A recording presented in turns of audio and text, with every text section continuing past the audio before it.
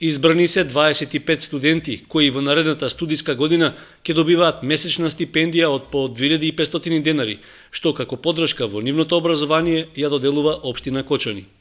Имињата на добитниците на стипендијата веќе се објавени на огласната табла во локалната самоуправа, како и на веб страницата на општината. За сега тие се уште лично не ја добиле одлуката дека се одбрани, но се очекува во текот на наредната недела целата постапка да биде завршена и средствата да започнат да им се исплаќаат на нивните жиросметки. На огласот, што беше распишан пред околу 1 месец, пристигнале вкупно 42 пријави, односно двојно повеќе од лани. Избраните студенти студираат на факултетите на јавните високошколски установи во Штип и Скопје, што беше и еден од критериумите за учество на огласот.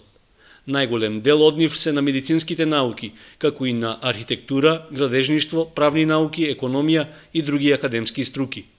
Во општината велат дека при изборот на кандидатите важна улога имал остварениот успех во текот на студирањето, како и дефицитарноста на кадри од одредени струки.